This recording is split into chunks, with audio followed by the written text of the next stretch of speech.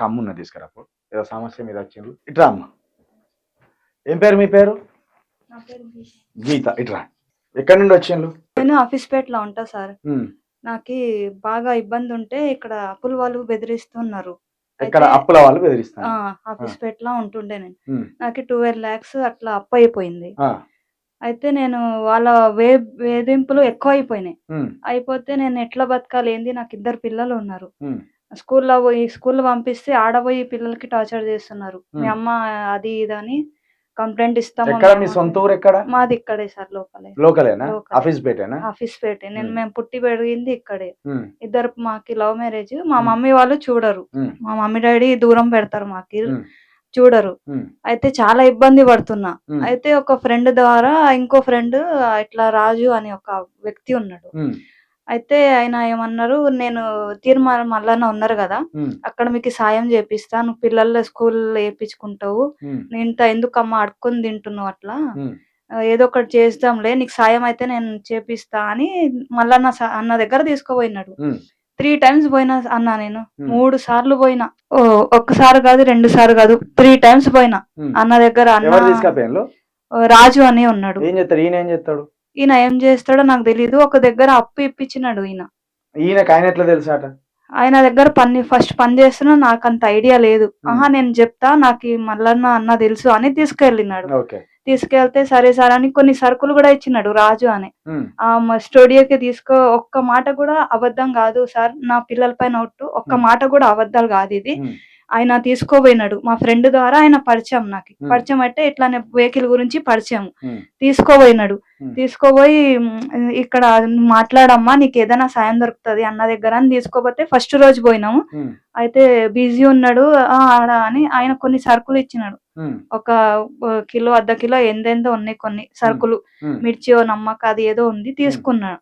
తీసుకున్న తర్వాత మళ్ళీ నా దగ్గర మాట్లాడదాం అని పోతే, మళ్ళీ కలుస్తా అని ఆయన చూసుకుంటా, సరే అమ్మ నీ పేరు ఏదో డీటెయిల్ రాపించుకొని వెళ్ళిపో అని డీటెయిల్ ఈయన రాసుకున్నాడు.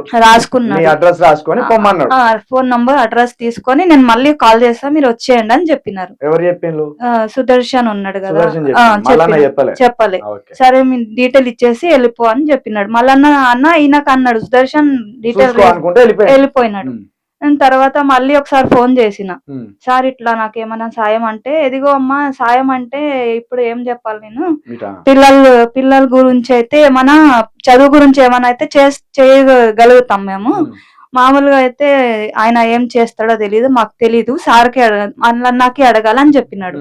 సరే అన్న అని మళ్ళీ వెళ్ళిపోతే మళ్ళీ ఫోన్ చేస్తే మళ్ళీ ఇట్లా ఇప్పుడు లేరమ్మా, సార్ లేరు, వచ్చిన తర్వాత నేను కాల్ చేస్తా అని ఫోన్ పెట్టేసినారు. సరే అని మళ్ళీ నేనే, సరే మరి ఎట్లా రావాలి సార్, నా దగ్గర ఫోన్ లేదు, లైవ్ నాకు తెలుస్తలేదు అంటే, లైవ్ ఎక్కడన్నా చూసి రండి, లైవ్ లా ఉంటే రండి అని చెప్పినాడు ఆయన. సరే అని మళ్ళీ లైవ్ లా ఉంటే, మళ్ళీ లైవ్ లా ఉన్నారని ఆయనకి 13వ తారీఖు ఏదో ఉంది కదా సార్, ప్రమాసికర ఏదో చేస్తుండే ఆయన. అయితే ఒక రోజు 12కి వెళ్ళినా నేను.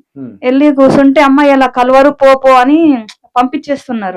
నేను గట్టిగా కూర్చున్నా, లేదు సార్ నేను గంట సేపు అయినా కూర్చుంటా, అందరు పని అయిన తర్వాత అయినా నేను కూర్చుంటా అని. ఇదే పాప సార్, ఈమె ఏం తినలేదు, ప్రామిస్ అంటున్నా సార్, ఈమె ఒక్క నీళ్ళు కూడా తాగలే, అట్లనే తీసుకొని పోయినానే.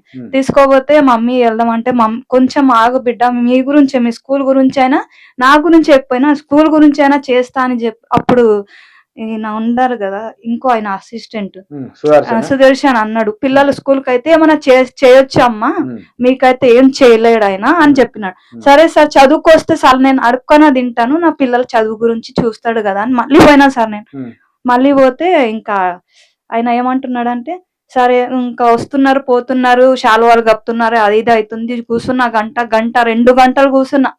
2 గంటలు కూర్చున్న తర్వాత మళ్ళీ సడన్ వచ్చి ఏమైందమ్మా అన్నాడు.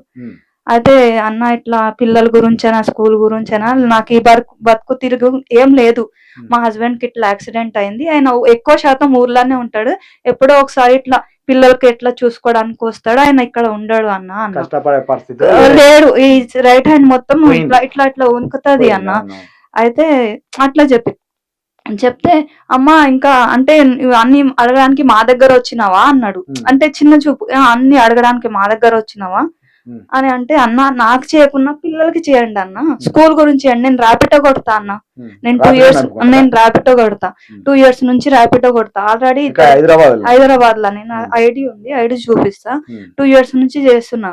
ఆ బైక్ తీసుకున్నాడు, ఇదే కొంచెం తెలిసిన వాడు ఉంటే అప్పు ఇయ్యాలని ఆ బైక్ తీసుకున్నాడు. తీసుకుంటే ఇంకా వెళ్ళిపోయినా నేను. సరే అమ్మ నేను అప్పు కట్టలేను కదా, బైక్ తీసుకోండి అని బైక్ ఇచ్చేసి ఇంట్లో ఉన్నా. 4 months నుంచి ఖాళీ ఉన్నా అన్న, ఫ్రెండ్స్ దగ్గర అడుగుతున్నా, మళ్ళీ ఈయన దగ్గరే మళ్ళీ వెళ్ళిన సాయం అవుతుంది అంటే. నేను ర్యాపిడో ఏదైనా అంటే ఇట్లా లైవ్ లో పెట్టి ఏమైనా గూగుల్ పే ఫోన్ నంబర్ అదో పెట్టి ఏదైనా సాయం చేయండి, నాకే ఆడ మనిషి కదా అన్న, నేను అంటే మళ్ళా నేను పిల్లల్ని సాకుంటా అని చదివించుకుంటా అని వెళ్ళిన.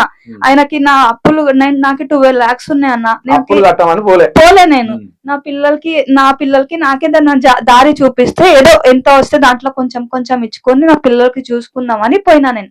ఆయనకి సాయం అడగడానికి పోయినా అంతే. ఆయన ప్రతిసారి అంటారు కదా అన్న, నేను కూడా మీ మనిషినే, మీకు చూస్తా అది ఇది అంటారు అని నేను ఆ దానికి పోయినా. పోతే ఇంకా అట్లా అసలు పూర్ పీపుల్ అంటే ఆయనకి వాల్యూ లేదన్నా. నేను ఎంత ఏడ్చుకుంటా చెప్పినా మంచిగా చెప్పండి, మెల్ల ఎవరు శత్రువు లేరు ఇక్కడ, మీరు నెమ్మదిగా చెప్పనా. నేను ఎంత ఏడ్చుకుంటా చెప్తున్నా, సార్ నాకే కాదు సార్ నా పిల్లలకి చేయండి సార్ అని చెప్తే కూడా, ఏందమ్మా నువ్వు నేషనల్ స్కూల్లో వేసుకుంటావా, ఇప్పుడు ఇంటర్నేషనల్ స్కూల్లో వేసుకుంటావా, మామూలు గవర్నమెంట్ స్కూల్ ఉంది కదా అంటే, సార్ వాళ్ళు వెళ్ళరు సార్, గవర్నమెంట్ స్కూల్లో అయితే పారిపోయి వచ్చేస్తారు, వాళ్ళు వెళ్ళరు, వాళ్ళకి అలవాటు లేదు, ప్రైవేట్ స్కూల్లోనే చదివించుకున్నా నేను అన్నా. అయితే ఇంకా ఏం చెప్పలే, వెళ్ళిపో అని లోపటి నుంచి ఆయన వచ్చి ఎలగొట్టేసినాడు. ఇప్పుడు మీకు ఏం కావాలి? నాకు నేను ర్యాపిడో చేస్తాను. నేను ఏదైనా నేను స్కూటీ వాడతా, స్కూటీ మీద డ్రాపులు కొట్టి పిల్లల్ని సాగుతున్నా. ఇది అయితే మల్లేషు, ఇక నీ భాగవతం అంతా తెలిసిపోయింది మల్లేషు. ఇక్కడ ఆడబిడ్డ ఉన్నది సోదరి, ఆడబిడ్డ అని కూడా చూడలే అన్నా. నేను ఏదో నా అప్పులు తిరవండి లేకపోతే నా కూర్చొని కదా, మరి వీడు స్టేట్ బెగ్గర్, వీడు మన యూట్యూబ్ స్టేట్ బెగ్గర్. ఎవరు? చింతపండు నవీన్ కుమార్ గాడు, తీన్మార్ మల్లిగాడు. వారి మా అంటే ఎంత 1 లక్ష రూపాయలు అవుతుంది అంతే కదా, అంతే. నీకు బైక్ కొనిస్తే 1 లక్ష రూపాయలు. వారి బుచ్చగా ఈ రాష్ట్రానికి పెద్ద బుచ్చగాడు ఎవరన్నా ఉన్నా అంటే నువ్వే. తీన్మార్ మల్లన్న టీమ్ సొసైటీ అని ఇక్కడ గూగుల్ పే ఫోన్ పే నెంబర్లు పెట్టుకున్నావు నువ్వు. ఈ రాష్ట్రంలో ఇట్రా అమ్మ, నేను చిన్న పిల్లలను చదివిస్తా, నా వల్ల 10 మంది 20 మంది అమెరికాకు పోయిన్లు, 200 మందికి గుండె ఆపరేషన్ చేయించిన, అనేక మంది ఇలాంటి సోదరుల జీవితాలను బాగు చేసిన, ఇండ్లు కట్టించిన అని ఒక డాంబికాలు అబద్ధాలు చెప్పి ఇన్ని రోజులు పబ్బం గడుపుకున్న విధవా, ఇప్పుడు ఈ చిన్న పాప ఈ అమ్మాయి ఇద్దరిని ఆఫీస్కి వచ్చింది. వీళ్ళు స్కూల్కి పోతలేరు, తనకు భర్త బాగలేడు, కొంత అప్పులు ఉన్నాయి, పైగా నీ దగ్గరికి వచ్చి అప్పులు తీర్చమని చెప్పలే. ర్యాపిడో నడుపుకుంటా, నేను ర్యాపిడో నడుపుకోవడానికి నీ వల్ల అయితే ఏమైనా సాయం చేయన్నా అని వచ్చింది అంతే. మరి నువ్వు ఈ ప్రజల దగ్గర నుంచే కదా కొన్ని 100 కోట్లు కొట్టేసినావు, దోచుకున్నావు దొంగ. ఈ బిడ్డకు కనీసం 1 లక్ష రూపాయలు ఒక బండి కొనిచ్చే స్థితిలో లేవు ఇడియట్. మళ్ళీ ఎమ్మెల్సీగా గెలిచి నేను ఉద్ధరిస్తా రాష్ట్రాన్ని. దొంగగాడిది. ఆడపిల్ల వస్తే నీ పిల్లలు ఇంటర్నేషనల్ స్కూల్లో చదవాలా అని హేళన చేస్తావా? ఈ బాధలని చెప్పుకున్నానికి వచ్చినావా అని హేళన చేస్తావా? నువ్వే అన్నావు కాదరా ఇడియట్ ఇన్ని రోజులు. ఓ బాధితులతోటి నా మొత్తం ఆఫీసు నిండిపోతుంది, బాధితులు అంటే నేను ఆఫీసులు ఉంటారు, వాళ్ళు ఇళ్ళకి పోయి స్వయంగా సాయం చేసి వస్తా నేను అని అన్ని ప్రగల్భాలు పలుకుతీవి. వెధవా, ఏడవకం వెధవా. ఇలాంటి బిడ్డల ఉసురు కలుగుతుంది. నువ్వు ఎన్ని అబద్ధాలు ఆడినావు, ఎంతమందిని మోసం చేసినావు. నీ బిడ్డను ఇంటర్నేషనల్ స్కూల్ వేసుకోవచ్చు, కానీ ఇటువంటి బిడ్డలను ఇంటర్నేషనల్ స్కూల్లో చదివించుకోవాలని ఏ తల్లిదండ్రులకు ఉండదా? అంటే నీలాగా దోపిడీ చేయరాదు వాళ్ళకు, నీలాగా అబద్ధాలు ఆడరాదు వాళ్ళకు, నీలాగా దోసుకోరాదు వాళ్ళకు. ఓ ఏషం కట్టి సోషల్ మీడియాని ఏషం కట్టి ఇక్కడ కింద అన్ని పెట్టుకొని బుచ్చగాన్ లెక్క అడుక్కొని 100 కోట్లు సంపాదించుకొని ఇప్పుడు ఎమ్మెల్సీ అయ్యి ఇలాంటి బిడ్డలు మన సహాయానికి వస్తే వాళ్ళని అవమానపరిచి ఏలాపరిచి వాళ్ళని కన్నీళ్లు పెట్టించి బయటికి పంపిస్తావు విధవా. అమ్మ ఇప్పుడు నీకు సాయం కావాలి అంతే కదా. దయచేసి ప్రజలారా, దగ్గర మనకు ఒక 400 మంది చూస్తున్నారు కదా, ఈ తల్లి మనల్ని దోచుకోవడానికి పైసలు అడుగుతలేదు, అదే విధంగా బిల్డింగ్లు కట్టుకోవడానికి పైసలు అడుగుతలేదు.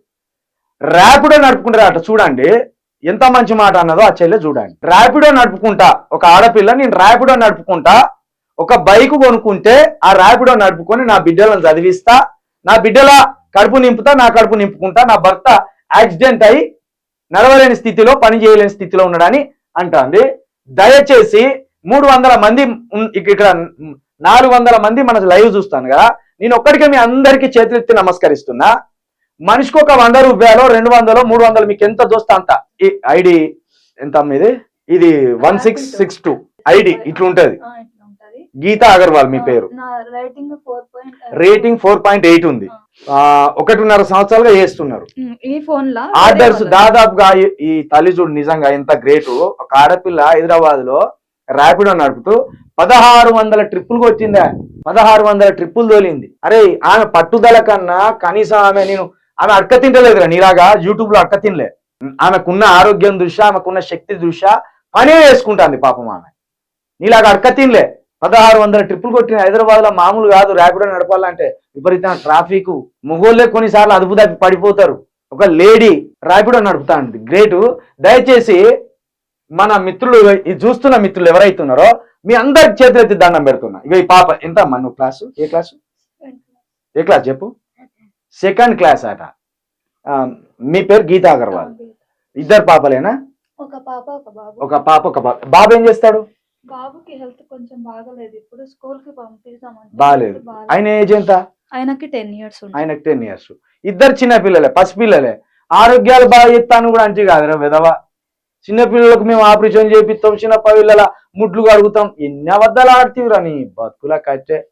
నీ number Google pay phone pay నెంబర్లు ఉన్నాయమ్మా? నీ నెంబర్ చెప్పు. గీతా అని వస్తుందా నీ పేరు?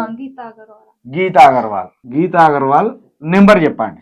7842151988. ఇప్పుడు నీకు ఒక బైక్ కావాలి, 1,00,000 రూపాయలు అయితే బైక్ వస్తుంది. దయచేసి ప్రజలారా ఈ 7842151988 ఈ నెంబర్ కి ఫోన్ పే గూగుల్ పే రెండు ఉన్నాయా? ఇక ఫోన్ పే ఉన్నదట, గూగుల్ పే కూడా ఉన్నదట. దయచేసి 400 మంది ఇట్లానమ్మా పెద్ద మనసు చేసుకొని మనిషికి 100 రూపాయలు కొట్టా ఈ బిడ్డకి ఈ రోజే వస్తుంది, ఈ రోజే బైక్ వస్తుంది. మనిషికి ఒక్క 100 రూపాయలు కొట్టినా ఈ రోజు బైక్ వస్తుంది. ఈ రోజు నుండే మళ్ళీ ఆమె రైడ్ స్టార్ట్ చేసుకుంటది.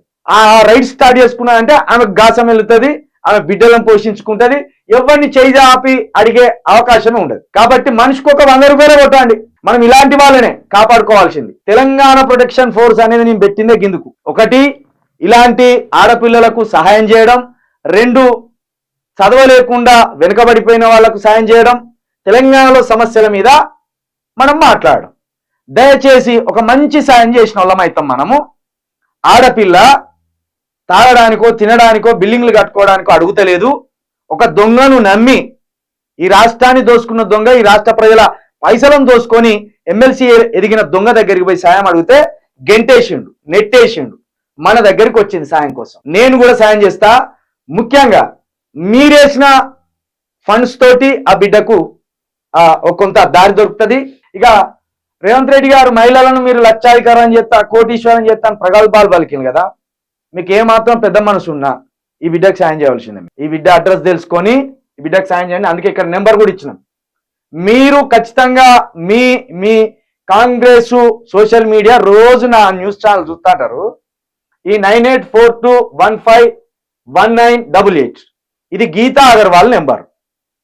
ఈ నెంబర్కు ఫోన్ చేసి ఒక మరి ఈ బిడ్డలకు చదివి చెప్పిస్తారా, ఈమెకు బైక్ కొనిస్తారా ఆలోచించారు. లక్షాధికారులు ఇవ్వాల్సిన అవసరం లేదు.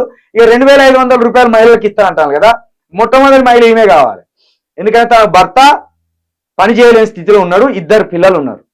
ఇలాంటి వాళ్లకు 2,500 రూపాయలు కూడా నెల నెల ఇయ్యి. ఇక మళ్ళీగా నువ్వైతే పురుగులు పడి సత్తవరా.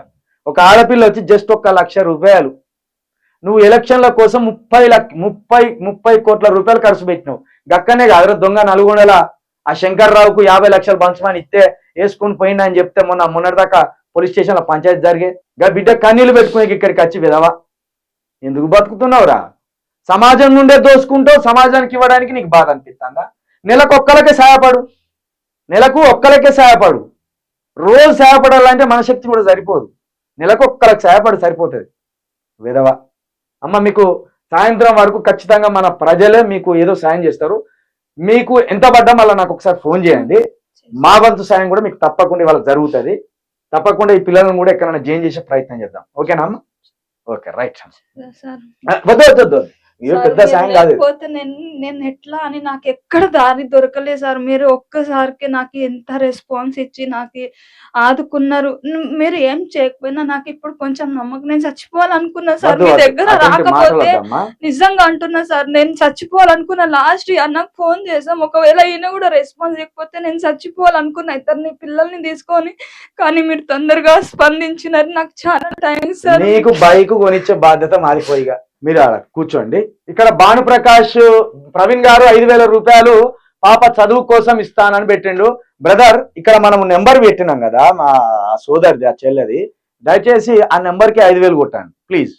ఈ 5,000 కొట్టండి. అదేవిధంగా బషీర్ ఉద్దీన్ 2,200 రూపాయలు ఆ తల్లి అకౌంట్ కొట్టండి. నేను ఈ వీడియో కట్ చేసి మళ్ళా ఆ తల్లి నెంబర్ ని మొత్తం నేను ఇక్కడ పెడతా, దయచేసి కొట్టండి. ఇక్కడ 150 రూపాయలు ఇంకొక భాస్కర్ కొట్టిండట, 500 రూపాయలు ఆర్ఎస్ డన్ కొట్టిండట, 200 రూపాయలు ఫోన్ పే చేసిన అన్నాను కొట్టిండ్రు. దయచేసి ఏం లేదు, ఇక మనము మన ఇళ్ళల్లో ఆడపిల్లలు ఉన్నారు, దాదాపుగా ఆడపిల్లలు అనేటోళ్ళు దాదాపుగా ఇంట్లో ఉండే ఈ స్థాయి ఆడపిల్లలు అంటే ఇంట్లో ఉండడానికి ఇష్టపడతారు. కానీ భర్త బాగాలేకపోతే పని చేసుకొని బతకాలనుకుంటాను ఆమె. అది కూడా ఏదో పాష్గా కూర్చొని ఒకటి పెట్టుకొని బతకాలనుకుంటుంది, కష్టపడి బతకాలనుకుంటాను. ఆమెకు డ్రైవింగ్ వచ్చు, ఆ డ్రైవింగ్ చేసి బతకాలనుకుంటుంది. అటువంటిప్పుడు మనం సాయం చేయాలి. తప్పకుండా ఇక్కడ స్పందిస్తున్న ప్రతి ఒక్క హృదయానికి చేతులెత్తి నమస్కరిస్తున్నా. తెలంగాణ ప్రొటెక్షన్ ఫోర్స్ ద్వారా చేయబోయే కార్యక్రమాలు చాలా ఆశ్చర్యకరంగా ఉంటాయి. మనకు పొలిటికల్ ఎజెండా కంటే ముందు తెలంగాణ ప్రజల బతుకుల్లో కాస్త చిన్న చిన్న చిరునవ్వులు నింపిన చాలు, మన జీవితం ధన్యమైపోయినట్టే. ఇట్లా 100 కోట్లు మల్లిగాన్ లెక్క దోసుకొని ఎనికేసుకొని పోతే నీ బిడ్డ ఇంటర్నేషనల్ స్కూల్లో చదువుతావా? ఇది కావాలా అమ్మ? మరి నీ బిడ్డను చదివించుకోవచ్చారా ఇంటర్నేషనల్ స్కూళ్ళల్లో? దయచేసి ఆమెకు ప్రతి ఒక్కరూ కొంత డబ్బును డొనేట్ చేసి ఆమెను బయటపడేయాలి ఆ సమస్య నుండి మనం. థ్యాంక్ యూ మిత్రులారా.